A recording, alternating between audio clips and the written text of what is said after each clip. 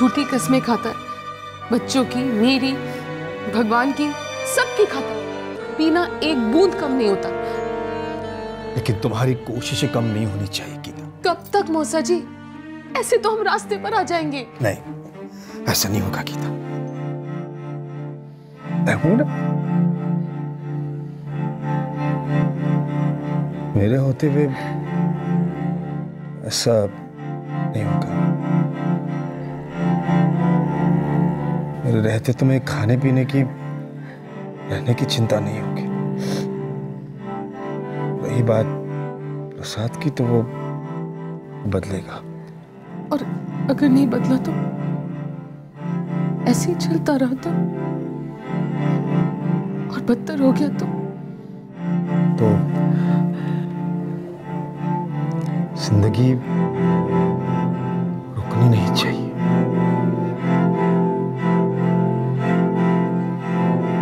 बस बातों बातों में हो गया सब। क्या हो जी गोगो? तो क्या हो गया? सोनू तो क्या बेटा? क्या हो गया बेटू को? बोला बेटू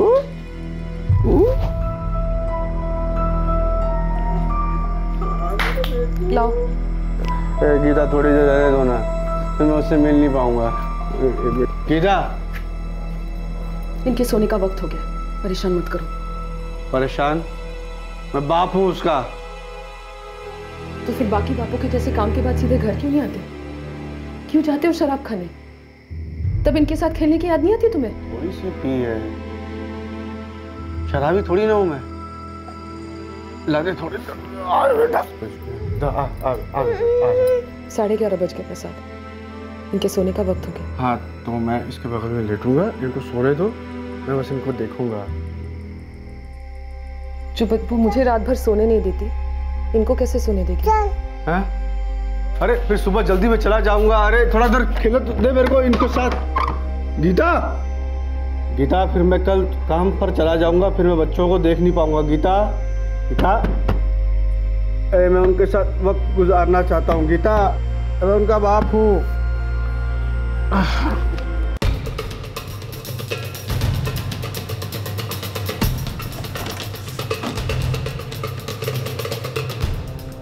कृष्णा और साक्षी मेरे घर में? आप पागल हैं क्या? हैं हम पागल। और आपको इस बात का जरा सा भी अंदाजा नहीं है कि जब हमारे सामने कोई मनगढ़ंत कहानियां बुनता है ना, तो हम और कितने पागल हो सकते हैं। कैसी मनगढ़ंत कहानियां हैं जी? क्या बोल रहे हो आप? आप मुझ पर उंगली उठा रहे हैं? नहीं, हम सिर्फ एक सवाल उठा रहे हैं, तो आप ही के झूठों से उठाए। राजीव, ये क्या बोले जा रहे हैं? सर, बच्चे अंदर नहीं है। अब अगर हमें कोई बता सकता है कि प्रसाद और बच्चे कहां पर हैं, तो वो सिर्फ तुम हो। राजीव जी जानते हैं बच्चे कहाँ हैं? शायद जय। और मेरी गीता, उसके साथ क्या हुआ?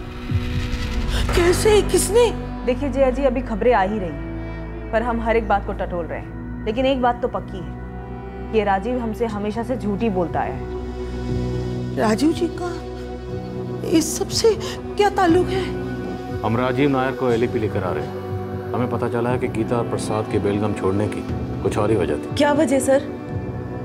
इन सब के पीछे राजीव जी का हाथ है। हमें हमारे सोर्स से पता चला है कि राजीव नायर और गीता के बीच अफेयर चल रहा था।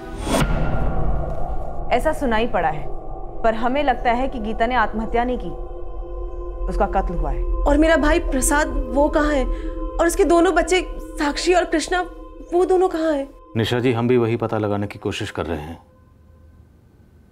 मैं सिर्फ गीता की मदद कर रहा था। और ये मदद किस चीज के बदले में की जा रही थी? भांजी थी वो मेरी। और कुछ नहीं थी? तुमने हमें बताया कि गीता नहीं चाहती थी कि उसके या प्रसाद की फैमिली में किसी को भी उनके हालात के बारे में कुछ भी पता चले। ऐसे ही था। ऐसा नहीं था, और इस बात का हमें शक नहीं बल्कि यकीन है कि गीता नहीं, तुम नहीं चाहते थे कि दोनों फैमिलीज में किसी को कुछ भी पता चले। तुम कुछ छुपा रहे। बोलो, प्रसाद कहाँ है? बच्चे कहाँ हैं? सीधे तरीके से बोलोगे या फिर हम अपना तरीका शुरू करें? देखिए, मैंने कोई झूठ नहीं बोला है। तुम शादी की डेकोरेशन करते हो ना? जी। हम यहां पर मुजरिमों की डेकोरेशन करते हैं, सर से लेकर पांव तक, नाखून से लेकर खाल तक। शंकर, जरा सेठ को हमारी डेकोरेशन का सैंपल दो। पूरा ऑर्डर हमें मिलना चाहिए। सर रुकिए सर। साहब, मैं राजीव अन्ना के यहाँ पे प्रसाद आने के काफ़ी पहले से था। जब प्रसाद आया तो मेरी और उसकी अच्छी जमी साहब। फिर तुम दोनों साथ में जमकर शराब पीने लगे? वो कभी कभार बहुत ज़्यादा पी लेता था साहब। श्रीकांत, ये प्रसाद के पियक्कड़ होने, गैर जिम्मेदार होने की बात सच है या ये भी राजीव की बनाई हुई मनगढ़ंत कहानी है? साहब, ये तो सच है कि प्रसाद शराब पीना शुरू कर दिया था शौक के तौर पे। उसके बाद उसको लत लग गई और वो काफ़ी तकलीफ में था। क्या हो जी गोगो? तो क्या हो गया? तो क्या बेटा, क्या हो गया बेटू को? बोला बेटू,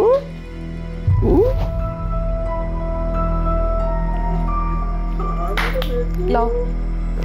गीता थोड़ी देर रहने दो ना, फिर मैं उससे मिल नहीं पाऊंगा। गीता, इनके सोने का वक्त हो गया, परेशान मत करो। परेशान? मैं बाप हूँ उसका। तो फिर बाकी बापों के जैसे काम के बाद सीधे घर क्यों नहीं आते? क्यों जाते हो शराब खाने? तब इनके साथ खेलने की याद नहीं आती तुम्हें? थोड़ी सी पी है, शराबी थोड़ी ना हूँ मैं। लादे थोड़ी बेटा।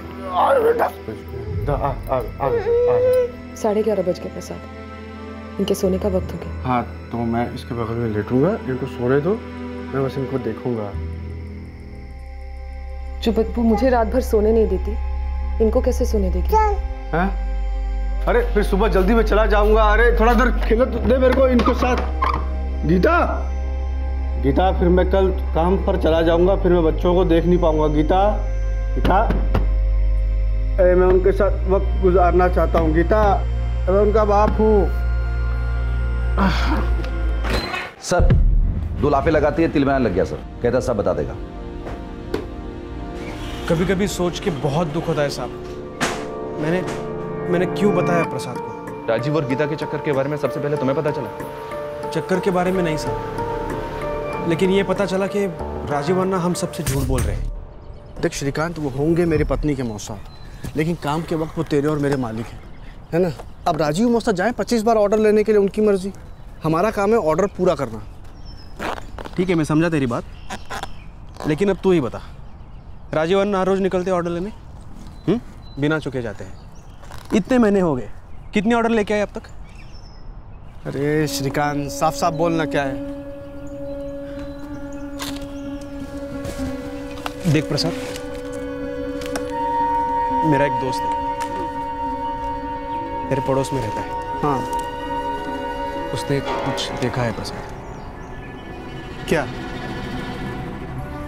देख, राजीव अन्ना हर रोज ऑर्डर लेने के बहाने निकलते जरूर है, लेकिन कहीं जाते वाते नहीं है।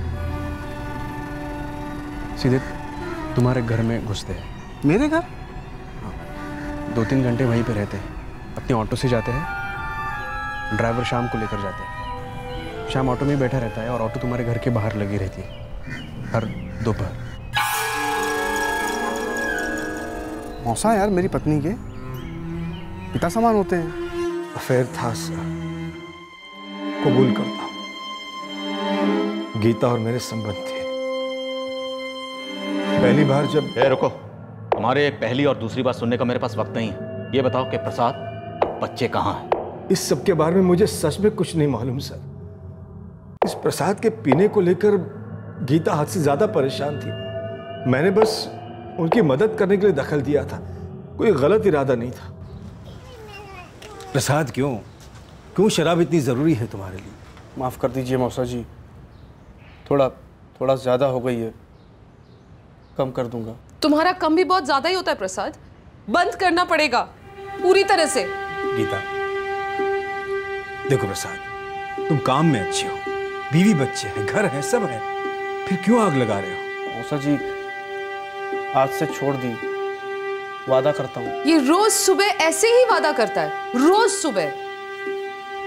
गीता, देखो, मेरे सामने पहली बार वादा किया ना उसने, एक मौका दो उसे, निभाएगा।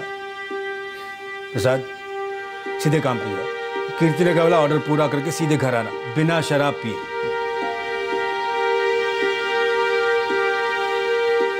तुम चिंता मत करो, सब कुछ ठीक हो जाएगा। नहीं मौसा जी नहीं, रत्ती भर का भी फर्क नहीं पड़ा, अभी भी पीकर ही घर आता है।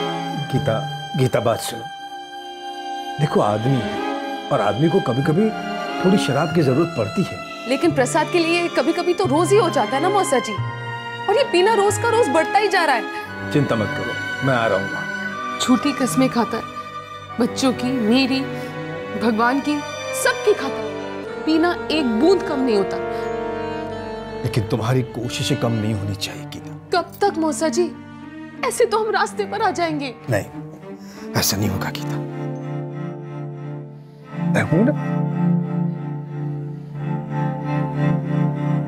मेरे होते हुए ऐसा नहीं होगा। मेरे रहते तुम्हें खाने पीने की, रहने की चिंता नहीं होगी। रही बात प्रसाद की, तो वो बदलेगा। और अगर नहीं बदला तो?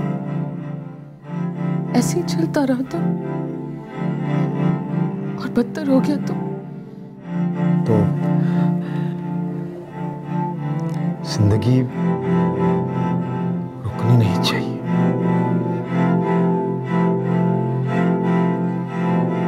बस बातों बातों में हो गया सब। मैं बस सब कुछ ठीक करना चाह रहा था उनके बीच। कैसे? खुद उन दोनों के बीच आकर? प्रसाद और बच्चे कहां हैं? मुझे नहीं पता सच में सर। वो लोग एक दिन अचानक बेलगाम से निकल गए और फिर 4-5 महीने बाद गीता का मुझे फोन आया।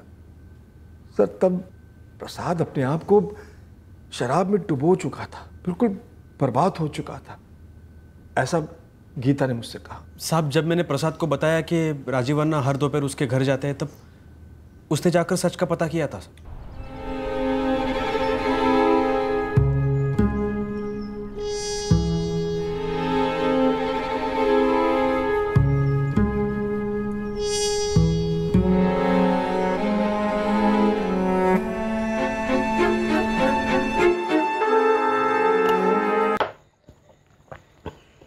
तूने सही कहा था। राजू मौसा रोज जाता है मेरे घर, 1 महीने से देख रहा हूँ। पूछा कुछ तूने? बोला गीता भाभी से? मौसा लगता है यार उसका पिता समान नहीं हो गया। और गीता भाभी की मौसी राजीव अन्ना की पत्नी अक्सर जाती है तुम्हारे घर जितने राजीव अन्ना जाते हैं? नहीं, महीने में मुश्किल से 1 बार, तब मैं भी वहाँ होता हूँ। मेरे ख्याल से राजीव अन्ना बस एक ही कारण से तुम्हारे घर जाते हैं, वो तभी जाते हैं जब तू घर पे नहीं रहता।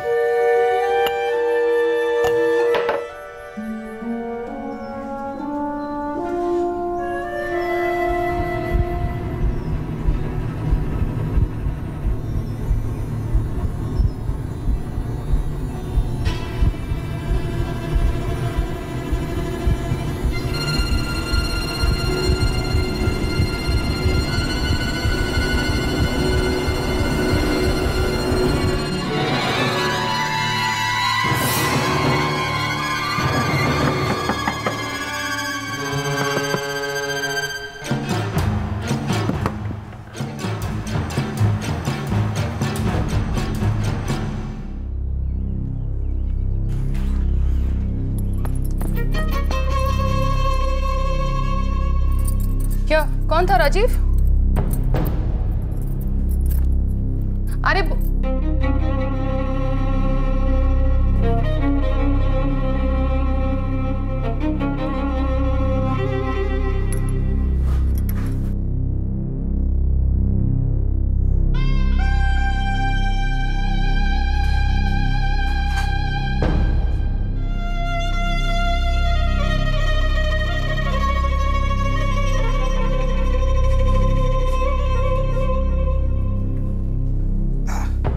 आज जल्दी खत्म हो गया। मौसा जी अभी आप यहाँ से जाइए, मैं आपसे बाद में बात करता हूँ।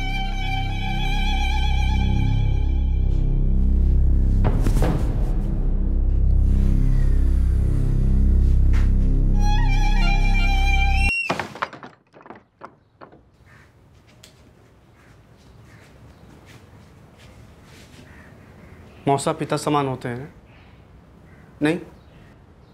और पति? पति क्या होता है प्रसाद? जो भी होता है पति, पर पीठ पीछे भी वो वही होता है। शराबी किसी का कुछ नहीं होता, सिर्फ शराब का होता है। गीता, घर की ऐसी कोई भी जिम्मेदारी रही है जो मैंने नहीं निभाई हो?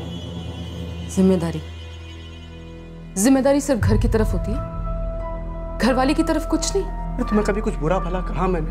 कभी तुम पर हाथ उठाया? कुछ भला बुरा ना कहना या हाथ ना उठाना काफी नहीं होता प्रसाद, प्यार से छूना भी कुछ होता है। हर औरत को जरूरत होती है इसकी। अगर तुम खुश नहीं थी तो तुम्हें मुझसे एक बार कहना चाहिए था ना। कहना चाहिए था, और कितना कहना चाहिए था प्रसाद? हाथ जोड़कर भीख मांगी थी तुमसे मैंने कि पीना छोड़ दो। सुनी मेरी बात एक बार भी? जब पीकर छूते हो ना तो घिन आती है मुझे। मेरी भी कुछ जरूरतें हैं प्रसाद, जिसको तुमने कभी समझा ही नहीं। मेरी शराब पीने की मुझे इतनी बड़ी कीमत चुकानी पड़ रही है। मेरी अपनी पत्नी मेरे अपने घर में, मेरे अपने बिस्तर में अपने मौसा के साथ सोएगी। तो तुमने एक बार भी नहीं सोचा कि कभी हम एक दूसरे से बहुत प्यार करते हैं, कभी हम एक दूसरे को हर तरह से खुश रखने की कोशिश करते थे प्रसाद, थे। जब तुमने अपनी खुशी बोतल में ढूंढ ली तो मैंने भी अपनी खुशी कहीं और ढूंढ ली। हाँ, लेकिन मैंने तब ढूंढी जब तुमने मुझे, मेरी चाहत, मेरी जरूरत, किसी भी चीज का ख्याल नहीं रखा प्रसाद।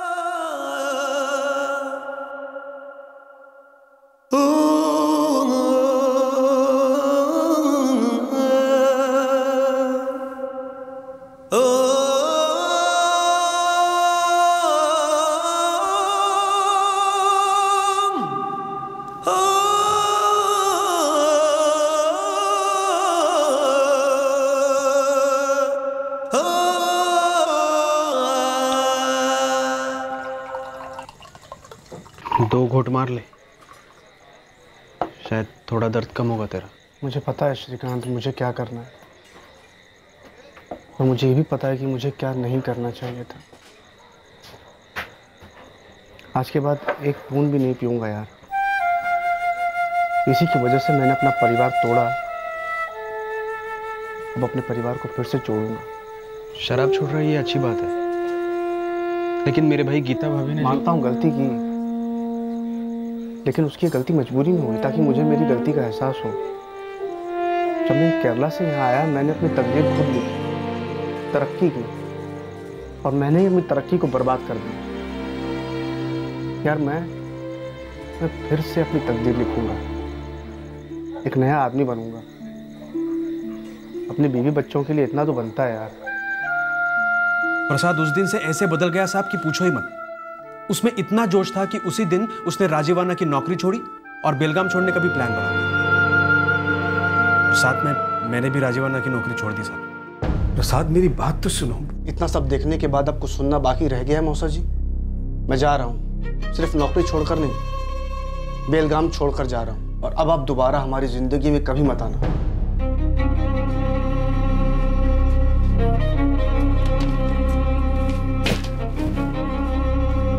अन्ना, मैं भी जा रहा हूँ छोड़ के। अरे तुम क्यों? क्योंकि मैं ऐसे आदमी के यहाँ काम ही नहीं करना चाहता जो अपने मजदूरों की औरतों पर अपना हक समझता है। मैंने प्रसाद की आंखों में पछतावा देखा था साहब। नई जिंदगी शुरू करने का एक जोश देखा था मैंने। वो फिर से शराबी बन ही नहीं सकता। और एक अजीब बात लग रही है साहब, उसने अपनी निशा दीदी और अपूर्व जीजा से संबंध तोड़ दिए, जिंदगी से दूर कर दिया। वो उनके काफी करीब था साहब। देखो, मैं ये समझ सकता हूं कि प्रसाद नहीं चाहता था कि प्रसाद और गीता भाभी के घर वालों को ये पता चले कि गीता भाभी का और राजीवाना का चक्कर चल रहा है, लेकिन पूरी तरह से संबंध तोड़ देना, कुछ तो गड़बड़ जरूर है साहब। अगर इन सब बातों को मैं सच मान भी लूं श्रीकांत, तो भी मेरा ये एंगल नहीं बदलता है कि प्रसाद ने अपनी पत्नी गीता को मार दिया है और अपने बच्चों को लेकर भाग गया है। गीता भाभी को इतने देर के बाद क्यों मारता साहब? अगर मारना ही होता तो तभी मारता। जब उसने गीता भाभी को राजीव अन्ना के साथ देखा था और राजीव अन्ना को भी खत्म कर डालता। अब रही दूसरी बात जो आपने कहा कि गीता भाभी बच्चों के साथ भीख मांग रही थी। प्रसाद की जीते जी ये हो ही नहीं सकता साहब। वो जान देता था उन तीनों पर। प्रसाद बहुत गुस्से में निकल गया था गीता और बच्चों को लेकर, लेकिन मुझे पता ही नहीं चला वो कहाँ चले गए जब तक गीता ने मुझे फोन नहीं किया। तुम ये बातें करते करते कहानी बना लेते हो या पहले से कहानी बना के आते हो और फिर यहाँ आकर हमें बेवकूफ़ बनाते हो? नहीं सर, ऐसा नहीं है सर। मैं मानता हूँ कि मुझसे गलती हुई है, लेकिन इसके बावजूद मैं उनकी मदद करने से पीछे नहीं हटा सर।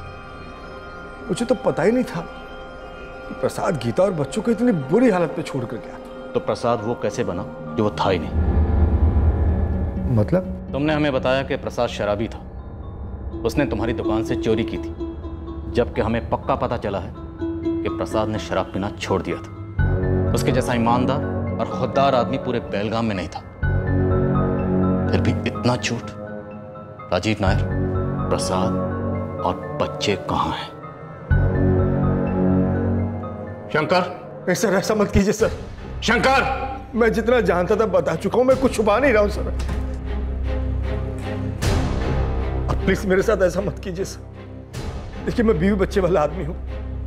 मैंने जो गलती की वो कबूल कर ली सर, लेकिन मैं तो भला करने निकला था, मदद की उनकी सर में। हम भी आपकी मदद जरूर करेंगे, मददगार मौसा जी। शंकर, सेट को फुल पैकेज दो, बढ़िया डेकोरेशन, रंग एकदम निखर कर आना चाहिए। ऐसा मत कीजिए सर। सर ऐसा मत कीजिए सर। सर, इस राजीव की तोड़ाई तो काफी हुई है, लेकिन ये कुछ नया नहीं बोल रहा है। सर, जैसे जैसे टाइम निकलता जा रहा है बच्चों की फिक्र बढ़ती जा रही है। मुझे ऐसा लगता है कि अगर बच्चे प्रसाद के साथ हैं तो वो अपने पिता के साथ हैं। शायद हमें उनकी ज़्यादा फिक्र नहीं करनी चाहिए। लेकिन ये गीता, इसका पक्का मर्डर हुआ है, क्योंकि सुसाइड किसी एंगल से नहीं लगा। और अगर इसका मर्डर प्रसाद ने किया है तो हमारा वांटेड क्रिमिनल है। सब बच्चे भले प्रसाद के साथ हैं, पर हमें उन्हें जल्दी से जल्दी ढूंढ लेना चाहिए। सर, मुझे ऐसा लगता है कि नवंबर 2015 में गायत्री और प्रसाद के बेलगांव छोड़ने के पीछे कोई सीरियस रीजन जरूर है। Serious reason? हमें कुछ शक हो रहा है? काफी ज्यादा शक हो रहा है सर। ये अक्टूबर 2015 के एंड की बात होगी। अक्टूबर 2015 के बिगनिंग से लेकर नवंबर 2015 के दूसरे हफ्ते तक। एज 33 की होगी, पर 30 से 40 की रेंज के बीच में देखो। 30 से 40 के बीच का आदमी अक्टूबर 2015 की शुरुआत से लेकर नवंबर 2015 के दूसरे हफ्ते तक। सर, गीता और प्रसाद बेलगाम से बाहर गए नहीं, आप ये सोच रहे हैं? हाँ गायत्री, गीता और प्रसाद दोनों बेलगाम से कहीं नहीं गए, या शायद सिर्फ गीता गई। हो सकता है सर प्रसाद के गायब होने के पीछे राजीव और गीता का हाथ। हाँ साहब, हम सब उसी ऑटो से डेकोरेशन का सामान साइड पे ले जाते थे। वो श्याम है ना उनका ड्राइवर, वो राजीव अन्ना का पुराना मुलाजिम है। मेरे खबरी ने मुझे बताया कि श्याम ने राजीव की नौकरी छोड़ दी है। क्या तुम्हें पता है कि श्याम आजकल है कहाँ? पता तो नहीं है साहब, लेकिन मैं पता करने की कोशिश कर सकता हूँ। मुझे 2-4 दिन का टाइम दो।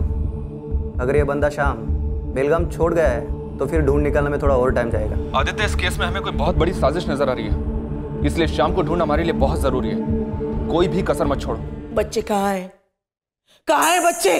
जया जी, मैं सच कह रहा हूँ, मुझे कुछ नहीं मालूम। तुम बहुत घिनौने इंसान हो। पहले मेरे बेटी को गंदा किया, फिर उसे मार डाला। पुलिस कह रही है कि तुमने प्रसाद के साथ भी कुछ किया है। जया जी, मैंने ऐसा कुछ नहीं किया है। मैंने किसी को नहीं मारा है। बच्चों के लिए तो मैं खुद भी उतना ही परेशान हूँ। मैडम, वो जया जी कह रही थी कि आप लोग को शक है कि प्रसाद को।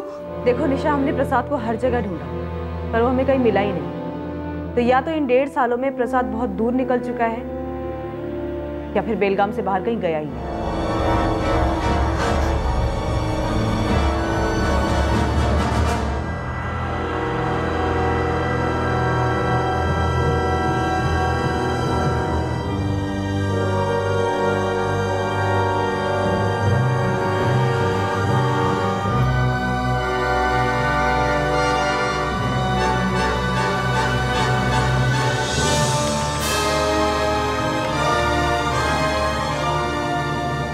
नवंबर 2015 हमें खोपड़ी और कुछ हड्डियां मिली थी जो किसी मेल की थी, और बोन टेस्टिंग से पता चला कि एज 32 और 38 के बीच की होगी। कुछ मजदूर नंदपुरम इलाके के जंगलों में थे, वहां से उन्होंने फोन किया था।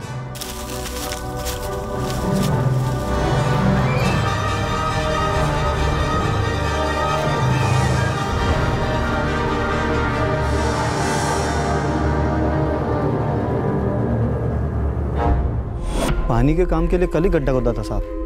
हम शाम को आधा काम छोड़कर चले गए थे और सुबह आके देखा तो ऐसा लग रहा था कि किसी को पिछली रात ही जलाया गया था वहाँ। सर कंकाल की हाइट? पूरा कंकाल था ही नहीं, बस स्कल, कुछ हड्डियाँ, बाकी सब कुछ जलकर राख हो गया था। क्या आप हमें इस केस की सारी डिटेल्स जल्द से जल्द मेल कर सकते हैं? सर ये नंदपुरम का जंगल बेलगांव के धर्मागिरी जहाँ प्रसाद और गीता रहते थे वहाँ से 5-6 किलोमीटर की दूरी पर है। तुम्हारा एंगल जोर पकड़ रहा है, पर इसे वजन हमारा प्राइम सस्पेक्ट राजीव ही दे सकता है। सर अगर मान भी लेते हैं कि ये खोपड़ी और हड्डियां प्रसाद की हैं, तो किसी ने तो मिसिंग कंप्लेंट दर्ज कराई होगी। But sir pi Ganesh sir के अकॉर्डिंग ऐसी कोई भी मिसिंग कंप्लेंट उन्हें नहीं मिली। नवंबर 2015 के बाद से प्रसाद, गीता और बच्चों के बारे में अगर कोई जानता है तो सिर्फ ये राजीव, क्योंकि अक्टूबर 2015 के बाद से प्रसाद और गीता की फैमिलीज उनके बारे में कुछ भी नहीं जानती। तो जहां तक मिसिंग कंप्लेंट दर्ज करवाने का सवाल है तो ये 2 लोग ही करवा सकते थे। तो हो सकता है राजीव और गीता ने मिलकर प्रसाद के साथ कुछ किया। मुझे एकदम से तो याद नहीं, लेकिन अक्टूबर 2015 के आखिर में प्रसाद ने फोन करके बोला था कि वो अगले हफ्ते वापस लौट रहा है। अक्टूबर 2015 की बात है जब मेरी प्रसाद से आखिरी बार बात हुई थी। तब उसने पक्का कर लिया था कि वो कुरीमला जाने वाला है। तब क्या प्रसाद ने तुमसे किसी खास बात का जिक्र किया था, जैसे कि को लौटने की तारीख? नहीं, ऐसा तो कुछ नहीं कहा था उसने, लेकिन वापस जाने की बात उसने पूरे जोश से की थी साहब। कुरीमला में पूरी ज़िंदगी वापस बनाऊंगा, देखना, और वो ज़िंदगी इस ज़िंदगी से बहुत बेहतर होगी। तेरे और गीता भाभी के बीच सब ठीक है ना अभी? हाँ सब ठीक है। जैसे मुझे अपने पीने पर पछतावा है ना, उसे अपने भटकने पर पछतावा है।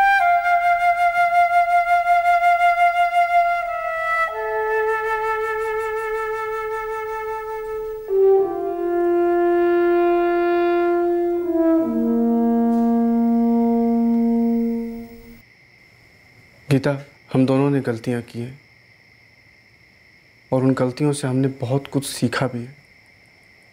मुझे लगता है कि हम दोनों मिलकर पहले से एक बेहतर जिंदगी बना पाएंगे। अगर पहले जैसा भी हो जाए जब हम मिले थे तो बहुत है। और हाँ, मैं तुमसे माफी मांगना चाहती हूँ। जो मैंने किया वो बहुत गलत किया।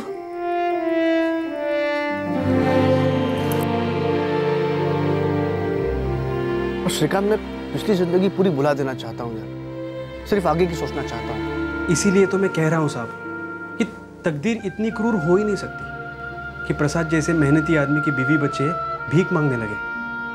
उसके बाद गीता भाभी की इतनी भयानक मौत हुई और उसके बच्चे और प्रसाद दोनों गायब है। अगर हम ये मानकर चलते हैं कि गीता को भी अपने किए पे पछतावा था, वो सब कुछ भुलाकर प्रसाद के साथ नए सिरे से जिंदगी शुरू करना चाहती थी, तो फिर मौजूदा हालात क्यों पैदा हो? सर वाकई काफी पेचीदा माजरा है।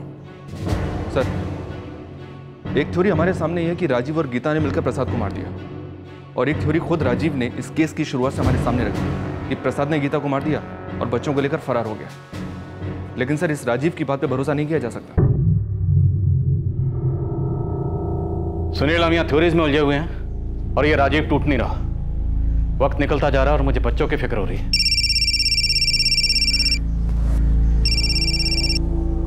बोला देते। हाँ साहब, राजू के साथ पहले काम करने वाले ऑटो ड्राइवर शाम का पता चल गया। यही बेलगाम में रिक्शा चलाता है। साहब मुझे क्यों उठा कर लाए हैं? मैंने क्या किया है? तो राजीव नायर के यहाँ काम करता था? हाँ साहब। राजीव नायर के रिश्तेदार प्रसाद और गीता को जानता है? हाँ साहब।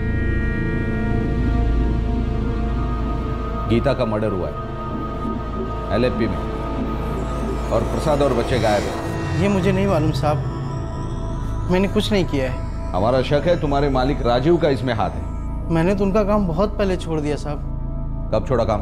यही नवंबर 2015 की शुरुआत में। क्यों छोड़ा?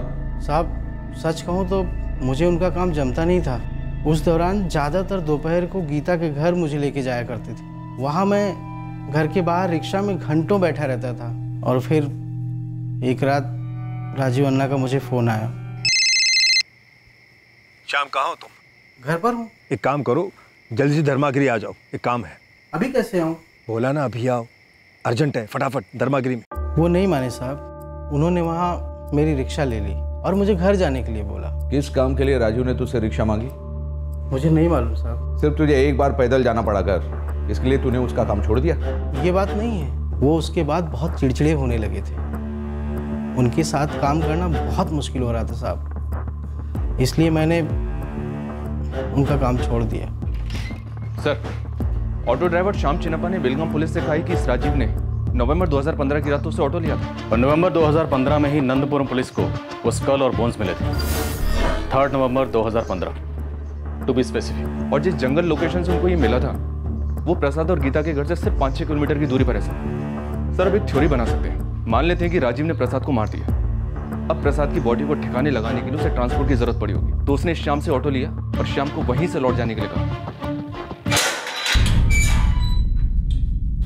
चलो, मैंने सब बता दिया है, अब और क्या बुलवाओगे? सच। बेलगाम पुलिस ने तुम्हारे ड्राइवर श्याम को उठाया। श्याम ने पुलिस को बताया कि नवंबर 2015 की एक रात को तुमने उससे उसकी रिक्शा ली और उसे जाने के लिए कहा। उसी रात तुम प्रसाद को नंदपुरम के जंगलों में लेकर गए। 2 नवंबर 2015 की रात को वहां ले जाकर तुमने प्रसाद का कत्ल किया और उसके बाद उसकी लाश को जला दिया। इतनी हैरानी से मत देखो, प्रसाद की हड्डी और खोपड़ी संभाल कर रखी गई। अब तुम्हारी कहानी खत्म। अब सब समझ में आ गया। पहले तुमने प्रसाद को मारा, फिर गीता को मारा और फिर शायद दोनों बच्चों को भी। नहीं सर, बच्चों को मैंने नहीं मारा सर। हाँ, प्रसाद को मैंने मारा है। 2 नवंबर 2015 की रात को। हाँ सर, मैं प्रसाद को नहीं मारना चाहता था सर, लेकिन गीता पीछे पड़ गई थी। गीता, हमारे बीच जो कुछ हुआ वो हो गया, उसका कोई भविष्य नहीं है, ठीक है? पल्ला झाड़ने की कोशिश कर रहे हैं आप। और कुछ हो ही नहीं सकता गीता, मेरी तरफ से जो कुछ था सब खत्म हो गया। वाह, जब चाह शुरू कर दिया, जब चाह खत्म कर दिया। आपको याद है आपने मुझसे क्या कहा था? मेरे लिए आप प्रसाद से कहीं ज्यादा मायने रखते हैं। वो मैं महसूस करता हूं गीता। मुझे प्रसाद अब मेरी जिंदगी में और नहीं चाहिए। मेरी अब समझ में आ रहा है जो अम्मा ने मुझसे शादी के वक्त कहा था, ये प्यार नहीं, आकर्षण था बस। जिंदगी को जीते जीते ही हम सीखते हैं गीता, वक्त लगता है सच को समझने में। आपकी जिंदगी का ऐसा कौन सा सच है? मेरी पत्नी राधा, उसके प्रति मैं जिम्मेदारी तो महसूस करता हूं, पर प्यार नहीं जो मुझे तुमसे मिलता है। और मुझे जो आपसे मिलता है, क्या वो भी प्यार है? बहुत है, जिंदगी भर के लिए। ये जिंदगी भर का प्यार वगैरह ये सब क्या था? सिर्फ मेरे बदन का इस्तेमाल करने के लिए? हम दोनों ने एक दूसरे को तन मन से बहुत खुशी दी, सब कुछ अच्छा था, लेकिन अब नहीं।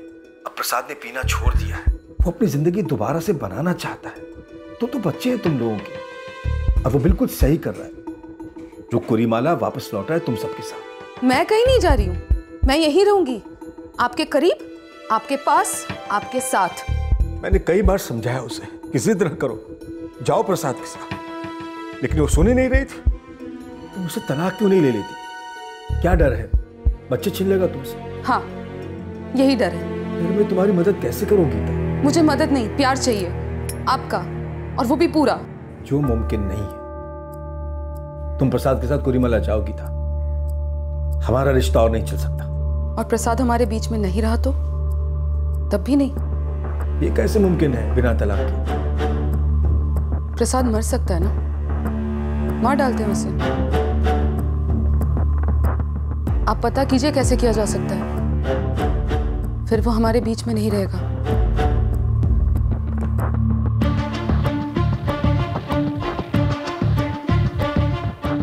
उसकी बातें मेरे दिमाग में दिमाग की तरह काम करने लगी।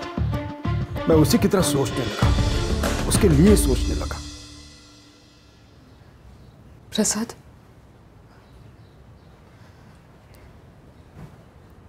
हमें एक दूसरे को दूसरा मौका देना चाहिए। मैंने उसे सलाह दी कि प्रसाद के साथ सुलह करने का नाटक करो। प्रसाद को ऐसा लगने दो कि तुम्हें दिल से पछतावा है अपने किए पर, नई जिंदगी शुरू करना चाहती हो। हाँ, वो टिकट खरीदने बाहर गया है। 3 नवंबर की टिकट करा रहा है। 1 हफ्ता है, जो करना है इसी 1 हफ्ते में करना है। गीता, अभी नहीं, 1 नवंबर तक रुकते हैं। 1 नवंबर के बाद तुम बीमार पड़ोगे। प्रसाद!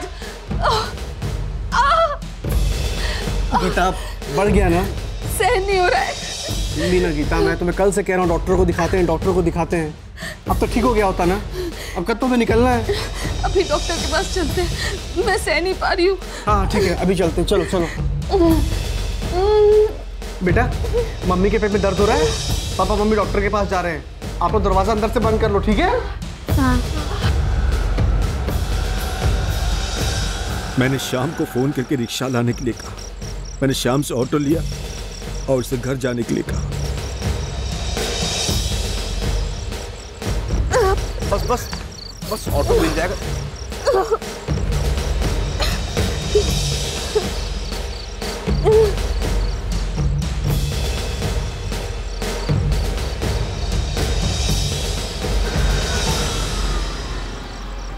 भाई, मेरी पत्नी की तबीयत बहुत खराब है, हमें नंदीपुरम गांव छोड़ दो डॉक्टर के पास।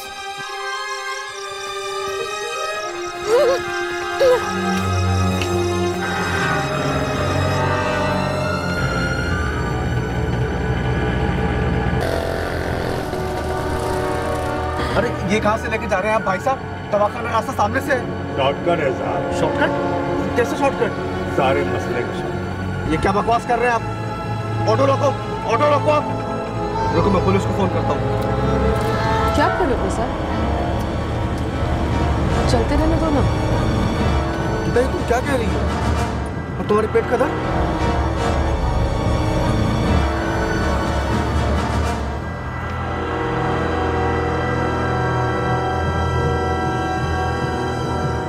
ये क्या कर रही हो गीता? और तुम्हारे पेट का दर्द एक नाटक था?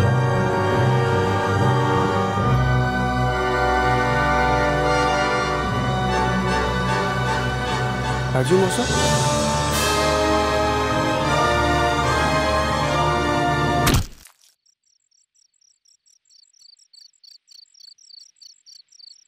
आपने कहा था इसे जलाएंगे। कैसे जलाएंगे? सामान कहाँ है? सर, मैं प्रसाद को नहीं मारना चाहता था, लेकिन वो गलती की मैंने जो गीता की तरफ खींचता गया। वो एक बार उसे छू क्या लिया, उस आग ने सब कुछ जलाकर खत्म कर दी। गीता को भी तुमने मार डाला? बच्चे कहाँ हैं? उनके बारे में मुझे कुछ नहीं पता मैडम। तुमने हमसे इतने झूठ बोले हैं कि तुम्हारी किसी भी बात पर यकीन करना मुश्किल है। लेकिन अगर प्रसाद का कत्ल तुमने किया तो जाहिर है गीता को भी एलएपी में तुमने ही सेटल करवाया होगा। आप सही कह रहे सर, मैंने ही गीता को यहां भेजा था। मुझे विष्णु चंद्रन का कांटेक्ट मिला, जिसके पास एक घर था किराए पर देने की। सो मैंने पैसे देकर गीता और बच्चों को यहां सेटल कर दिया। लेकिन गीता मेरे सीने का पत्थर बन गई थी। 5 महीने हो गए, आप आए नहीं हो राजीव? आया नहीं क्योंकि आ नहीं सकता। गीता, यहाँ मेरा काम है, परिवार है। तो मैं और मेरे बच्चे, वो आपका परिवार नहीं है? मैं 2 परिवार की देखभाल नहीं कर सकता। तो फिर मैं कहाँ जाऊँ राजीव? मेरी अम्मा के पास जाऊँ या निशा दीदी के पास जाऊँ? अब उनको तो सब सच बताना पड़ेगा ना, फिर सबके लिए बुरा होगा। साक्षी बेटा, ये तुम्हारे लिए। कृष्णा, ये तुम्हारे लिए।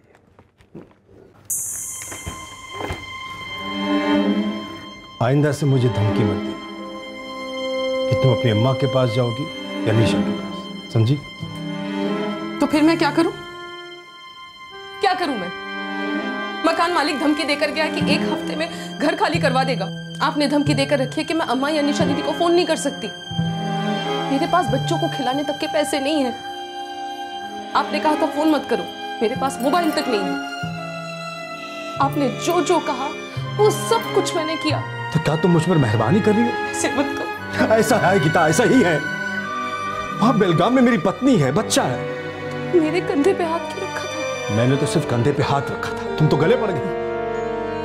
तुमने कहा था ना मुझसे कि प्रसाद तुम्हारी भूख नहीं मिटाता। इस वक्त पेट की भूख के अलावा मुझे और कुछ नहीं सूझ रहा। कई दिन हो गए मैंने और बच्चों ने ठीक से खाना नहीं खाया है।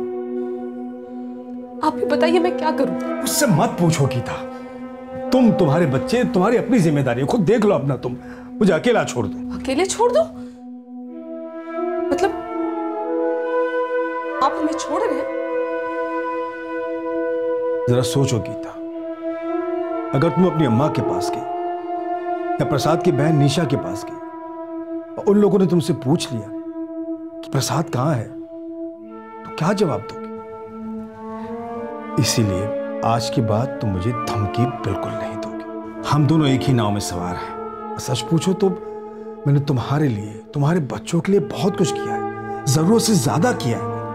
अब नहीं, 2-4 महीने का किराया मैं दे दूंगा, लेकिन इसके बाद मुझसे पैसे की उम्मीद बिल्कुल मत करना, और मुझे फोन तो बिल्कुल मत करना। वो आखिरी बार मिला था मैं उससे, उसके बाद मैं उससे कभी नहीं मिला सर।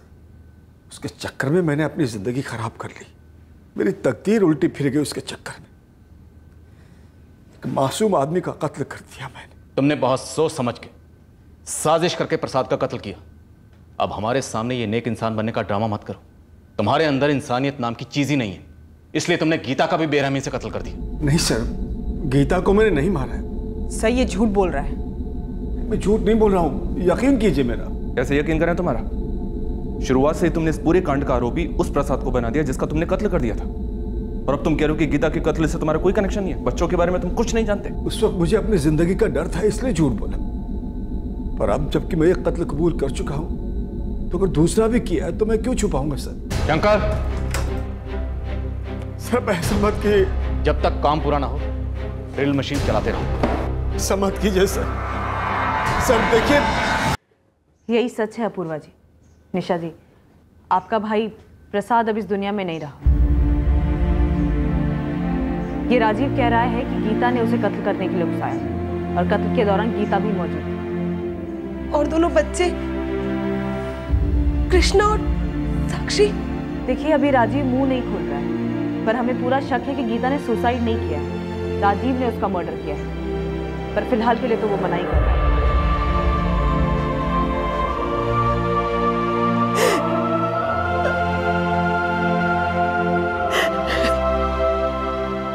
सर, ये राजीव तो वहीं का वहीं अटका है और बच्चों के बारे में कुछ पता नहीं चल रहा। सर मैं इस एंगल के बारे में सोचना नहीं चाहती, बट क्या ये वाकई इम्पॉसिबल है कि राजीव के हाथ खड़े कर लेने की वजह से गीता को भीख मांगने पे उतरना पड़ा, और जब सब सहा नहीं गया तो उसने सुसाइड कर ली? हम चाहें तो इस केस को क्लोज कर सकते हैं। राजीव नायर पर चार्जशीट फाइल कर प्रसाद के मर्डर की और गीता की मौत को सुसाइड करार दे सकते हैं, पर हमारे पास सुसाइड के कोई ठोस सबूत नहीं, और ना ही इस बात का कोई क्लू है कि वो दोनों बच्चे कहाँ हैं और उनके साथ क्या हुआ। एक प्रॉब्लम ये भी है सर कि राजीव झूठ बड़ी सफाई के साथ बोलता है, बहुत चालाकी के साथ बोलता है। इसकी बात पे यकीन करना काफी मुश्किल है। कुछ भी, हमें इस केस में आगे बढ़ना है। हमें उन दोनों बच्चों को ढूंढना है, और वो भी जिंदा। जब तक बच्चे मिल नहीं जाते हम चैन से नहीं बैठे, और कोई भी दूसरा ख्याल जहन में लाना ही नहीं। और ये राजीव कितना झूठ बोलेगा, इससे सच हम बुलवाएंगे। पूरे चांसेस कि गीता के मर्डर या सुसाइड से पहले या तो इसकी गीता से बात हुई या फिर पर्सनली ये गीता से मिला। ये राजीव जानता है, ये जानता है, पक्का जानता है कि दोनों बच्चे कहाँ हैं।